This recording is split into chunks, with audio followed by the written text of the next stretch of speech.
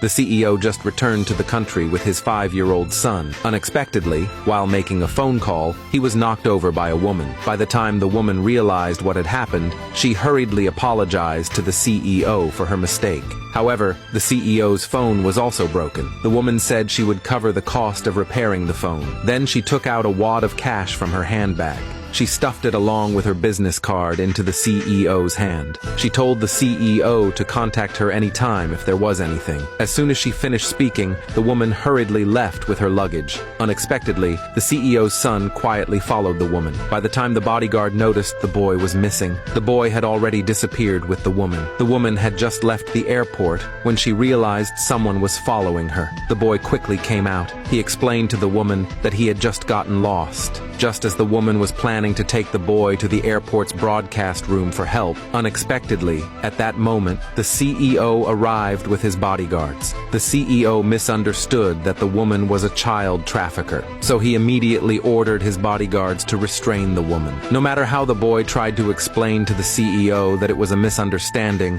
the CEO simply wouldn't believe the boy's words. He was determined to send the woman to the police station. The woman was truly helpless. She had no choice but to ask her mother to bail her out at the police station. After completing the bail procedure, her mother immediately complained that her daughter was always causing trouble for her. Now, she wasn't even married, but had a 5-year-old daughter. Did she plan to stay unmarried for the rest of her life? So, her mother decisively introduced a match for her. The two just met, and the woman directly rejected him. Just as the woman was about to leave the restaurant, she accidentally noticed the CEO, whom she had bumped into at the airport yesterday, was also having a blind date in this very restaurant. To take revenge on the CEO for wrongly accusing her of being a human trafficker, the woman took the opportunity to punish him. So the woman walked up to the CEO and called him husband. Before the CEO could react, she sat on his lap. She pretended to be very affectionate. The beautiful woman sitting across from the CEO was very surprised. She hurriedly asked the CEO if he was already married. However, the woman was addicted to acting. While pretending to be affectionate with the CEO,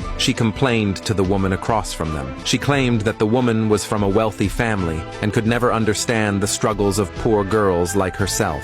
She also lied, claiming she and the CEO had been in love for many years, but her family didn't approve, so they couldn't publicly announce their relationship for now. After hearing what the woman said, the CEO's blind date was not pleased at all. She asked the CEO if what the woman said was true. The CEO quickly shook his head and denied it, but under the woman's excellent acting, the CEO's blind date was still driven away in anger. Seeing that her revenge had succeeded, the woman quickly escaped when the CEO wasn't paying attention. The next day, the woman had just arrived at her new job when she unexpectedly ran into the CEO, who came to inspect the company. When she saw that the CEO was the same man who ruined her blind date, the woman was immediately filled with panic. In order not to be recognized by the CEO, the woman chose to hide quietly, but unexpectedly, the CEO spotted her at once. Caught in the act, the woman could only smile awkwardly. Then, the CEO picked up her ID badge, took a glance, and asked the woman to follow him to the office. As soon as they arrived in the office, the CEO intended to teach the woman a lesson, but just as he was about to take action, he was interrupted by a sudden phone call from his grandfather, pressuring him to get married.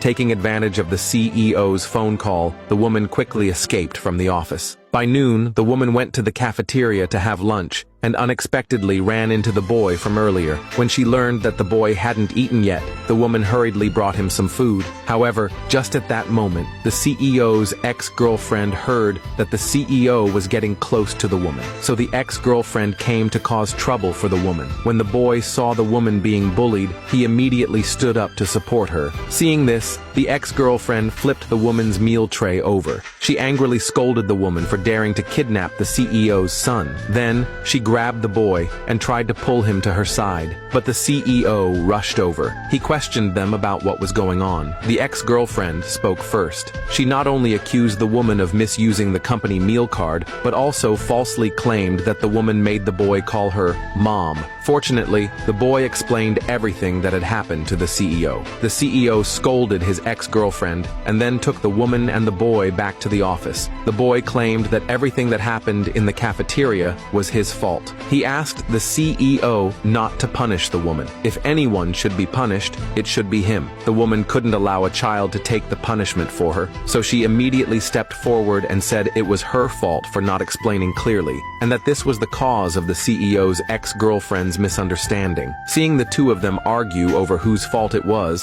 the CEO said, since both claimed it was their fault, then both of them should be punished together. Then the CEO instructed his assistant to send the boy back to the villa and told him to reflect at home. The boy turned to look at the woman and called out, "Mom, save me." However, both the woman and the CEO said at the same time that the woman was not the boy's mother. The boy, who had no mother, was very sad, and in an instant, he started crying. The thoughtful assistant quickly picked up the boy and took him home. Just as the CEO was about to punish the woman, the grandfather called again. The CEO signaled for the woman to return to her workstation. Then, after answering the call, he heard his grandfather once again urging him to get married quickly. The CEO felt very helpless. After hanging up the phone, the CEO told his assistant to transfer the woman's position to his office. The woman, who had just received the transfer notice, was very angry. As a programmer, the woman didn't want to be the CEO's secretary until the CEO took out a project proposal saying that he needed a secretary with technical skills to assist him. Only then did the woman happily accept the transfer. Afterwards,